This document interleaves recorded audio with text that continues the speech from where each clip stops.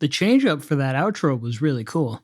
Yeah, they do. They have I don't want to say a lot, but they have multiple elements throughout the entire album that are very non-Chevelle like, I'll say, without spoiling anything Okay. for you.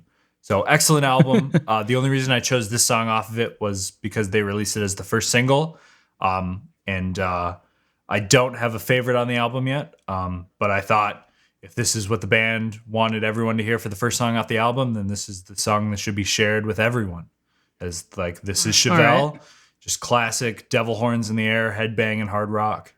Well, and that's one of the things that's interesting about Chevelle, in my opinion, is that it seems like they have always been the band that like they're cool to like if you're if you're somebody who's into music and you're into less well-known stuff. They're still a cool band that like nobody's gonna like look at you and like call you a poser because you like Chevelle. But also they're like mainstream enough that like they get put on like big rock festivals alongside like I don't know, like Shinedown and things like Shinedown, that. And they'll get played on Korn. and they'll get played on like and they'll get played on like your local hard rock radio station in the Upper Peninsula of Michigan. Yeah, they've always walked that line, which is interesting. Yeah, and once again, I can't say enough about them. Absolutely love the band. 9 albums, all great quality.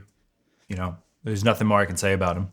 So with that piano part, do any of these songs like lead into one another throughout the album to make it flow, or was that just a change up that they did just for the outro for just the hell of it? I can't remember for sure if/or what Self-Destructor leads into, but there are, I believe, if I remember correct, there are like 13 songs on the album, and 3 of them are like specifically transitional songs. Around a minute, less than a minute, just bridging the gap between 2 songs. Okay.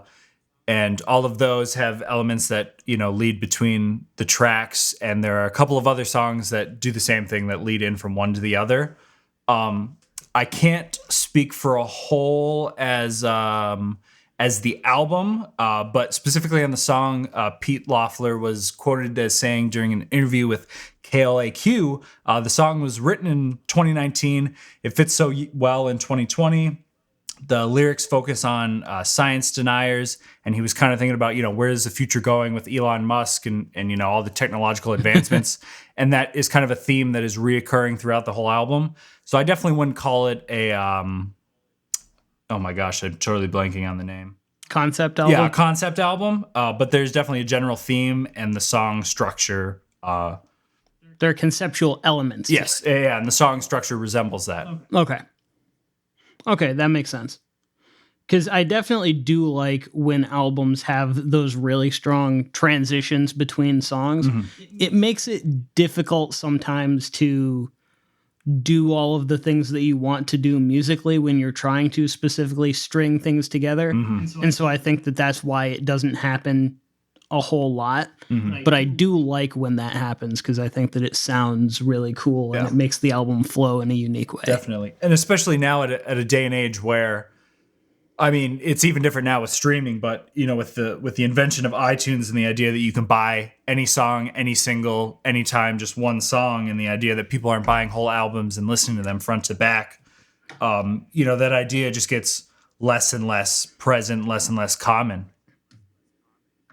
Well, and I was saying this a few weeks ago, but it seems like now with the advent of streaming would be the perfect time to revitalize the full album format because it's free to listen to the full thing. Yeah. But I think that with social media and things like that, many of our attention spans are not what they used to be.